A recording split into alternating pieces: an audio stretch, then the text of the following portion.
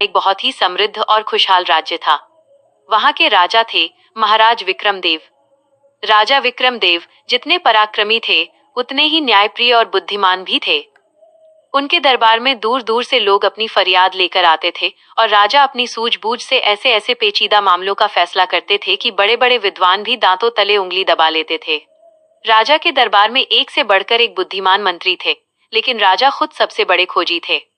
एक दिन महाराज विक्रमदेव अपने आलीशान सिंहासन पर बैठे थे। दरबार सजा हुआ था, मंत्रीगण अपनी अपनी जगहों पर बैठे थे और पहरेदार मुस्तैदी से खड़े थे। तभी दरबार का मुख्य द्वार खुला और रोते बिलखते हुए दो व्यक्ति अंदर आए। उनमें से एक था दीनू, जो गांव का एक सीधा साधा गरीब दूध वाला था जिसके कपड़े फटे हुए थे, और दूसरा था धनीराम, जो शहर का एक बहुत ही अमीर, मोटा और घमंडी हलवाई था जिसने सोने के गहने पहन रखे थे। दोनों के बीच में एक बड़ा सा मटका रखा हुआ था जो कपड़ों से ढका था। महाराज ने गंभीर आवाज में पूछा, शांत हो जाइए। आप दोनों हमारे न्याय दरबार में इस तरह रोते हुए क्यों आए हैं? क्या समस्या है? हलवाई धनीराम ने आगे बढ़कर हाथ जोड़े और रोने का नाटक करते हुए बोला, दुहाई हो महाराज, दुहाई हो। इस चोर दीनू ने मेरी जिंदगी भर की कमाई चुरा ली है। ये जो मटका आप देख रहे हैं, इसमें सोने के चमचमाते हुए पूरे 500 सिक्के हैं।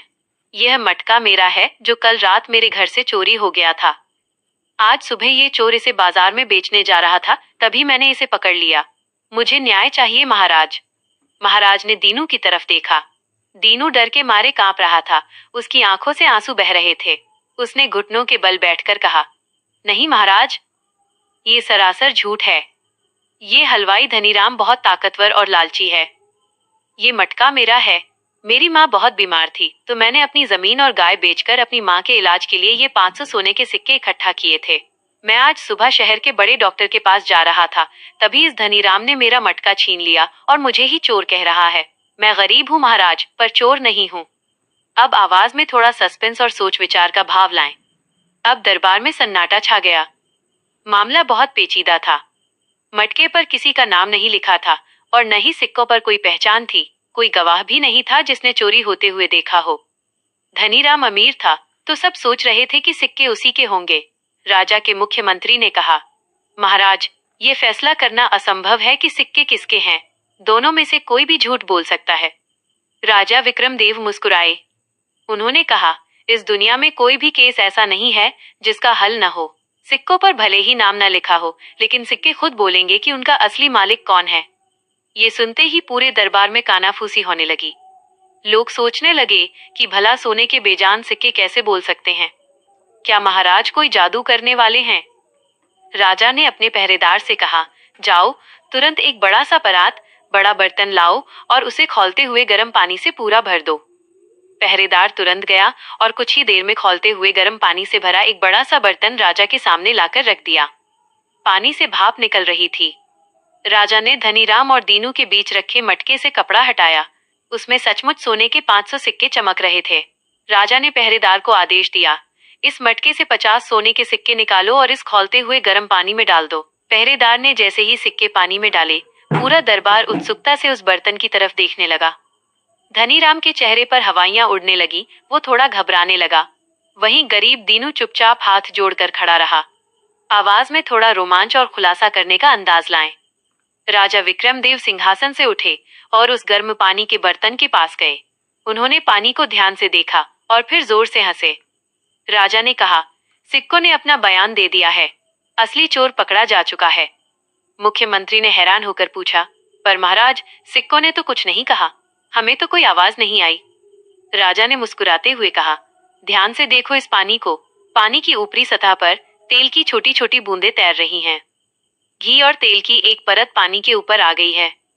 अब मुझे बताओ, तेल और घी का काम कौन करता है? पूरा दरबार एक साथ चिल्लाया, हलवाई धनीराम। राजा ने अपनी आवाज सख्त करते हुए कहा, बिल्कुल सही। धनीराम एक हलवाई है। वो दिन रात समोसे, कचौरियां और मिठाइयां बनाता है, जिससे उसके हाथ हमेशा घी और तेल से सने रहते हैं। जब उसने अपने दुकान की कमाई के ये सिक्के मटके में रखे, तो उसके हाथों का घी और तेल इन सिक्कों पर लग गया, और जब ये सिक्के गर्म पानी में डाले गए तो वो घी और तेल पिघलकर पानी के ऊपर तैरने लगा। अगर ये सिक्के इस गरीब दूध वाले दीनू के होते तो पानी के ऊपर दूध की हल्की सफेदी या साफ पानी होता, तेल नहीं। यह सुनते ही धनीराम के पैरों तले जमीन खिसक गई। वो समझ गया कि राजा की चतुराई के आगे उसका झूठ टिक नहीं पाया। वह तुरंत राजा के पैरों में गिर गया और रोते हुए बोला, महाराज मुझे क्षमा कर दीजिए, मुझसे बहुत बड़ा पाप हो गया। दीनू गरीब था, इसलिए मुझे लगा कि मैं इसके पैसे छीन लूंगा तो कोई इस पर विश्वास नहीं करेगा। ये 500 सिक्के दीनू के ही हैं।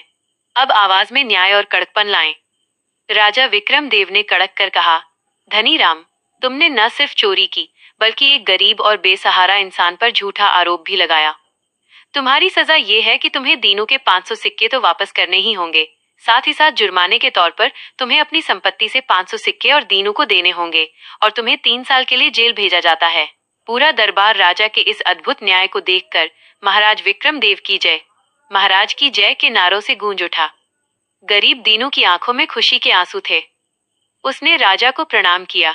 अब उसके पास अपनी माँ के इलाज के लिए पर्याप्त पैसे थे और धनीराम के जुर्माने की वजह से वो भी अब एक अमीर और सुखी इंसान बन चुका था।